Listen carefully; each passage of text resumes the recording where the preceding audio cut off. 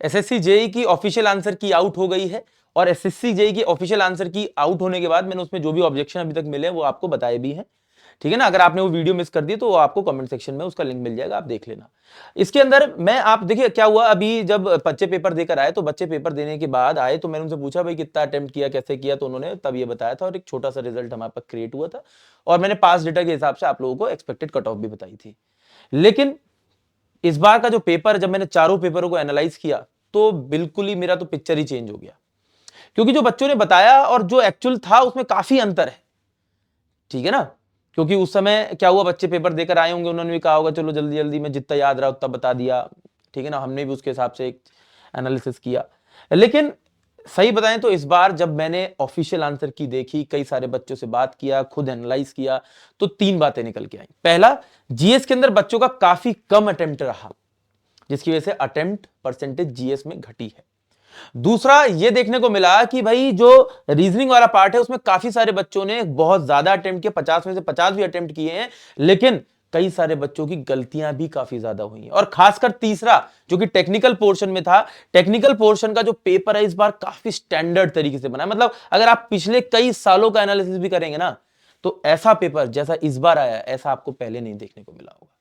मतलब इस बार जैसे हम लोग जब पहले पेपर कराते थे तो पेपर में ऐसा होता था कि जब हम पेपर देखते थे तो हम एक लाइन यूज करते थे कि यार जो पढ़ाया वही आया, और ऐसा होता था एक्चुअली। लेकिन इस बार ऐसा नहीं कह सकते, ठीक है ना, ऐसा नहीं कह सकते। इस बार क्यों नहीं कह सकते ये भी बता देता हूं। देखिए इस बार जो पेपर था उसके अंदर प्रीवियस ईयर क्वेश्चन भी आए हैं थोड़े बहुत, और कुछ क्वेश्चन मैं नए नए टाइप के अलग अलग एग्जाम से जब कराता हूं तो उससे भी आए, और मतलब मेरे को भी अच्छा लगा कि यार उस तरह के क्वेश्चन मैंने कराए और एक इनिशिएटिव लिया, आए। लेकिन तीसरा जो इंपॉर्टेंट पॉइंट है, क्वेश्चन को पूछने के तरीकों को भी अलग अलग तरीके से इस बार प्लेसिंग की गई है पेपर के अंदर, और काफी अच्छी तरीके से पेपर को डिजाइन किया गया है।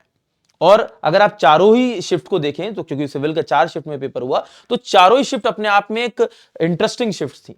मैंने फिर भी बच्चों से पूछा, अगेन पोल करके देखा कि भाई कितने कैसे कहां पे आपके कैसे क्वेश्चन आए हैं, ठीक है ना, आपने कितना अटेम्प्ट किया, कितने रॉ मार्क्स बन रहे। तो रॉ मार्क्स का करीब 5000 बच्चों ने, ठीक है ना, ये वोट किया है। और उसके अंदर अब देखिए जो रिजल्ट पहले आ रहा था कि मेरे 140 अटेम्प्ट करके आए, 160 करके आया हूं, मेरे 150 करके आया हूं, कोई कोई 170 कर गया, एक ने बोला 191 करके आया हूं, ठीक है ना। एक से अभी कल बातचीत हुई, उसने बोला कि सर मैं 161 अटेम्प्ट करके आया हूं लेकिन मेरे 60 गलत हो गए। तो टेक्निकल के अंदर बच्चों ने अटेम्प्ट बहुत ज्यादा कर दिया कि मेरे ज्यादा नंबर आ जाएंगे, ज्यादा आ जाएंगे।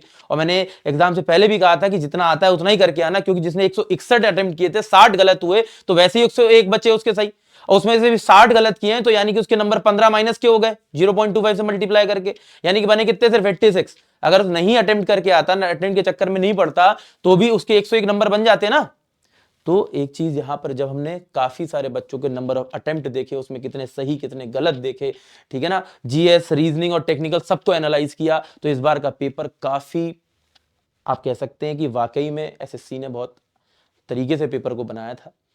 दूसरी बात, ये प्रीवियस ईयर का जो डेटा है नहीं काम करेगा इस बार के एनालिसिस में ये काम ही नहीं करेगा, क्योंकि हर बार मैं प्रीवियस ईयर का बच्चों का रिस्पांस और सारी चीजें मर्ज करता था, उसके हिसाब से कुछ ना कुछ क्या कहते हैं एनालिटिक्स बनता था, उसका ग्राफ ट्रेंड लाइन बनाता था, उसके हिसाब से ही आंसर्स आपको देता था, और पिछली बार वो एक्यूरेट भी साबित हुआ था। लेकिन इस बार मुझे खुद को ये समझ में आ रहा है कि एक्यूरेट नहीं बैठेगा। हो सकता है अगले साल बैठ जाए, इस साल तो नहीं बैठेगा, ठीक है ना। तो काफी सारी चीजें समझने के बाद, बच्चों से चर्चा करने के बाद, ठीक है ना, जब मैंने पहले जो आपको एक्सपेक्टेड कट ऑफ दी थी ये इनवैलिड हो जाती है, क्योंकि इस बार कट ऑफ के घट जाने के चांसेस बहुत ज्यादा हैं, ठीक है ना। हालांकि 2 शिफ्ट में हमें ऑब्जेक्शन क्वेश्चन भी मिले, मैंने आप लोगों के लिए उसको ऑब्जेक्शन को भी फाइल करने की कोशिश की है, फाइल करवा रहा हूं मैं, ठीक है ना। और क्या कहते हैं, लेकिन सबसे टफेस्ट शिफ्ट अगर मैं देखता हूं तो अपनी 11 तारीख वाली रही। इन चारों में से सबसे इजीएस्ट, मतलब ऐसा नहीं कि इजी थी, लेकिन चारों में कंपेयर करोगे तो इजीएस्ट 9 तारीख पहली वाली शिफ्ट थी, ठीक है ना। मैंने ये पाया है कि जैसे जैसे शिफ्ट बढ़ती गई वैसे वैसे लेवल भी बढ़ता गया डिफिकल्टी का, ठीक है। तो उसी के बेसिस पे नॉर्मलाइजेशन भी होगा आगे चल के, लेकिन जो ओवरऑल कट ऑफ होने के चांसेस हैं इस बार वो काफी कम है। और अगर जनरल कैटेगरी में ही बात करूं तो 105 कट ऑफ लगभग लगभग मुझे देखने को मिलेगी, वो रेंज 100 से 110 से ज्यादा नहीं हो सकती है, ठीक है ना। और ओबीसी के अंदर अगर बात करता हूं तो 100 101 102 मैक्सिमम वाली रेंज है। इकोनॉमिकली वीकर सेक्शन में भी मैंने पाया है कि 95 96 हो सकती है, ठीक है ना, बहुत ज्यादा मैं कह रहा हूं 98, ठीक है। एससी कैटेगरी में और एसटी कैटेगरी में भी 86 के आसपास 85 के आसपास जो है कट ऑफ देखने को लगभग मुझे समझ में आ रही है। तो एक रेंज ये कुछ हो सकती है, और इसके बेसिस पर अगर आपको लगता है कि आपको CBT 1 में आपका स्कोर इसके आसपास या इससे ऊपर बन रहा है, तो कोशिश करें कि अपना CBT 2 की तरफ अभी से फोकस करना शुरू कर दें, क्योंकि आपके पास लिमिटेड डेज हैं अभी, ठीक है। और लिमिटेड डेज के अंदर, क्योंकि CBT 2 के अंदर तो और तगड़ी फाइट है, क्योंकि CBT 1 के अंदर इतना तगड़ा फाइटर हो गया बच्चों के लिए इस बार, और स्टैंडर्ड तरीके से पेपर उसने बनाने की कोशिश की SSC में।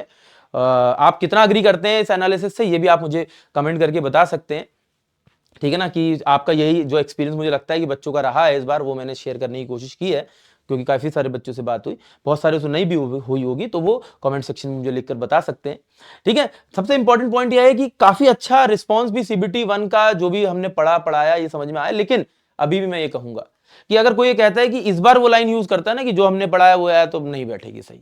इस बार एक चीज समझ में आता है कि YouTube से कई सारे बच्चे पढ़ते हैं, हम बस बहुत सारे बच्चों को YouTube के माध्यम से जितना पढ़ा सकते हैं पढ़ाते हैं, ठीक है ना, और उससे काफी सारे क्वेश्चन आए, लेकिन एक कंक्लूजन इस बार का ये क्लियर है कि इस बार जिस बच्चे ने अच्छे से हर एक सब्जेक्ट को डिफाइंड तरीके से डिटेल में पढ़ा है, वही इस बार SSC के अंदर एक्सेल कर पाया होगा। सिर्फ प्रीवियस ईयर क्वेश्चन और क्वेश्चन प्रैक्टिस के माध्यम से इस बार का पेपर बहुत अच्छा CBT 1 के अंदर बच्चों का नहीं रहा होगा, ठीक है। तो ये चीज आपको थोड़ा सा गौर करनी है। दूसरी बात, CBT 2 का जो पेपर है उसके अंदर 300 मार्क्स के सवाल होंगे, 100 क्वेश्चन होंगे, 3 नंबर का एक सवाल होगा। यहां पर जो बच्चों ने गलती करी है इस बार कि भाई नंबर ऑफ अटेम्प्ट ज्यादा करने के चक्कर में 161 अटेम्प्ट करा है, 60 गलत है उसके अंदर, ठीक है ना, जिसकी वजह से नंबर ओवरऑल 86 बैठेगा। तो वो गलती CBT 2 में मत करना, क्योंकि CBT 2 के अंदर नेगेटिव मार्किंग है, 1 नंबर की नेगेटिव मार्किंग है। हालांकि 3 नंबर का सवाल है, लेकिन नेगेटिव मार्किंग भी 1 नंबर की है, तो ये चीज भी ध्यान देने वाली है, 1 नंबर की नेगेटिव मार्किंग है, ठीक है। और एक चीज ये भी है कि इसमें ऐसा नहीं है कि 3 नंबर का सवाल आएगा तो सिर्फ न्यूमेरिकल ही आएगा और वो भी कैलकुलेटर से ही सॉल्व होगा, ऐसा हर टाइप का सवाल देखने को मिलेगा। न्यूमेरिकल जो कैलकुलेटर वाला है, न्यूमेरिकल जो विदाउट कैलकुलेटर वाला है, statement based question, match the following question, conceptual question, overall mixture paper आएगा, ठीक है ना। और लिमिटेड टाइम है, अगर आपको लगता है कि आपको जरूरत है हमारी हेल्प की, तो आपके लिए CBT 2 का एक लाइव बैच भी लॉन्च कर दिया है। 20 तारीख से इसकी क्लासेस भी शुरू हो जाएंगी। टेक्स्टबुक की एप्लीकेशन आप लोग डाउनलोड कर लीजिएगा। इसके अंदर हम हर सब्जेक्ट के ऊपर, उसके हर टॉपिक के ऊपर जिस भी तरीके के सवाल पेपर में बन सकते हैं, उस टॉपिक से हर एक तरीके के सवाल को यहां पर सॉल्व करने वाले हैं। मैं बता भी देता हूं, ठीक है ना। इसमें सबसे इंपॉर्टेंट क्या रहेगा, ध्यान देते हैं। देखो, टेक्स्टबुक की एप्लीकेशन खोली, textbook.com, इसमें गए सुपर कोचिंग में, सुपर कोचिंग में गए तो सुपर कोचिंग में आ गया AEJ एग्जाम। AEJ एग्जाम में थोड़ा सा नीचे गए तो हमें क्या मिल जाएगा, CBT 2 का सुपर कोचिंग का बैच मिल जाएगा, ठीक है ना। एंड ये मैंने बहुत अफोर्डेबल बच्चों के लिए करने की कोशिश की है, ठीक है ना। अगर मैं देखता हूं तो इसकी प्राइसिंग ही सबसे पहले मैं बता देता हूं, 1124 रुपए रखी है मात्र इस सैटरडे संडे के लिए, ठीक है ना। लेकिन इसमें सबसे इंपॉर्टेंट पॉइंट क्या है कि इसको भी और रिड्यूस किया जा सकता है अगर आप यहां पर सिर्फ मेरा नाम लिख दीजिए, ठीक है ना। मेरा नाम आप लोगों के लिए एक, ठीक है ना, डिस्काउंट की तरह काम करेगा। तो टेक्स्टबुक पर कभी भी कोई डिस्काउंट चाहिए उसमें शुभम सर लिख दीजिए, हो जाएगा, ठीक है। तो शुभम सर लिख दिया, एंड दैट गिव्स नाउ 1043, 1000 रुपए का लगभग पड़ेगा।